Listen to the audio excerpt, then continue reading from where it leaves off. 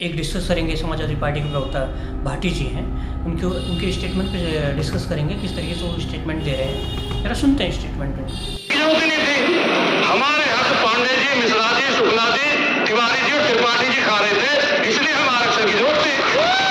और आज जब आरक्षण पर चर्चा कर रहे हैं तो उस पैनल में भी वही पांडे जी, मिश्रा जी, त्रिपाठी जी, तिवारी जी बैठे हैं। मैं जाता हूँ उस विभाग में दीक्षित है, शर्मा है, हर जगह इनको यही दिखाई देते हैं। इनसे जरा पूछा जाए क्या सपने में तो नहीं आते? मुझे लगता है सपने में भी आ रहे होंगे। क्या इस तरीके की स्टेटमेंट देना सही है? अगर ये हर जगह ब्राह्मण दिखाई देते हैं तो ये मंच पे क्या कर रहे हैं? ये कह रहे हैं कि हमारे अधिकारों को लोग खा रहे हैं, हमारे हक को खा रहे हैं। हक क्या है किसका? भाई संविधान से जब देश चल रहा है तो जो कंपटीशन में बैठ रहा है उसको नौकरी मिल रही है, उसको रोजगार मिल रहा है। तो कंपटीशन में आप भी आइए, लेकिन जनरल का कंपटीशन कितना तगड़ा होता है आपको पता नहीं पता होगा। अगर शायद पता होता तो आप इस तरीके के स्टेटमेंट नहीं देते।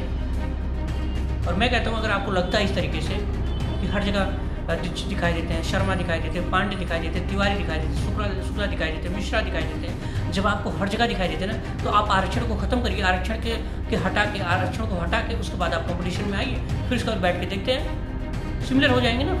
फिर आपका कोई अधिकार, आपको लगेगा ही नहीं कोई आपका अधिकार खा रहा है। अब इस तरीके से जब आरक्षण की बात करते हैं, जब आरक्षण अगर इस तरीके का आप बात करें तो मुझे लगता है कि आरक्षण जो है हम लोगों का अधिकार खा रहा है। शुक्ला का खा रहा है, पांडे का खा रहा है, मिश्रा का खा रहा है, तिवारी का खा रहा है, शर्मा का खा रहा है, दीक्षित का खा रहा है, सभी जनरल कैटेगरी का खा रहा है ये आरक्षण। तो मुझे लगता है आरक्षण को हटा देना चाहिए, पहली बात। दूसरी बात, अगर आपको लगता है कि हर जगह ब्राह्मण है आपके अधिकार को खा रहे हैं, तो मुझे लगता है कि जो देश प्रगति कर रहा है तो इसका मतलब ब्राह्मणों की वजह से कर रहा है। आपके अकॉर्डिंग मैं बातें कर रहा हूँ, मैं अपनी अकॉर्डिंग बातें नहीं कर रहा हूँ। कि हर जगह जब आपको लगता है कि ब्राह्मण आपके अधिकार को खा रहा है तो देश जो प्रगति कर रहा है तो वो प्रगति में सबसे बड़ा योगदान तो किसका होगा? ब्राह्मणों का होगा।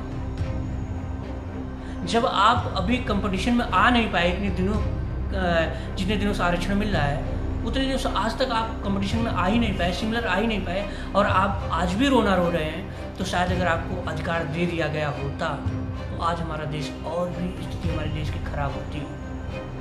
साउथ अफ्रीका की किसी एक छोटी सी कंट्री जैसी होती है हमारी कंट्री की स्थिति आज, क्या कि छोटी सी कंट्री जैसी होती है हमारे देश की स्थिति। तो ऐसा स्टेटमेंट मत दीजिए कुछ लोगों को प्रभावित करने के लिए। आप जिस मंच से आप बोल रहे हैं वो मंच से बातें, उस मंच से बातें बहुत जगह जाती, पूरे भारत में जाती बातें। इस तरीके की स्टेटमेंट मत दीजिए। तो मुझे लगता नहीं कि आपका स्टेटमेंट ये सही है। पार्टी से मैं यही कहूँगा कि आप जैसे विचारधाराओं को जल्दी से जल्दी पार्टी से क्या नाम पद से हटाया जाए, क्योंकि आप पद के लायक नहीं है। पद के लायक वही व्यक्ति होता है जिसका स्टेटमेंट समाज में ऐसा होता है जो समाज को बांधता है, उसी का स्टेटमेंट सही होता है। आप जैसे लोगों का स्टेटमेंट कभी समाज के लिए हितकर नहीं होगा, हानिकारक होगा। उनको ऐसे विचारधाराओं कि लोगों को हटाना चाहिए। इतने दिनों से जब आपको आरक्षण मिलता फिर भी आप पीछे क्यों हैं? क्या रीजन है? कहीं ना कहीं बौद्धिक क्षमता तो कम है ना, जिसकी वजह से आपको देना पड़ा। चलो ठीक, मैं कहता हूँ बौद्धिक क्षमता ये नेचुरल चीज़ें हैं, फिर भी आप पीछे क्यों जब आपको नेचुरल।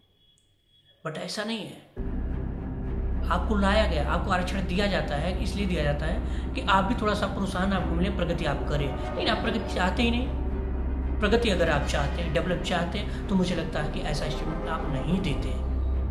बस आपके पास कोई विजन है ही नहीं, कोई गोल है ही नहीं देश को देने के लिए कि आप कभी हेल्थ पे बातें करें, कभी एजुकेशन पे बातें करें, कभी इंजीनियरिंग पे, कभी टेक्नोलॉजी पे बातें करें। कभी बात ही नहीं कर सकते, क्योंकि आपके पास वहाँ तक आपके पास बौद्धिक क्षमता है ही नहीं कि देश प्रगति किस चीज़ पर करता है।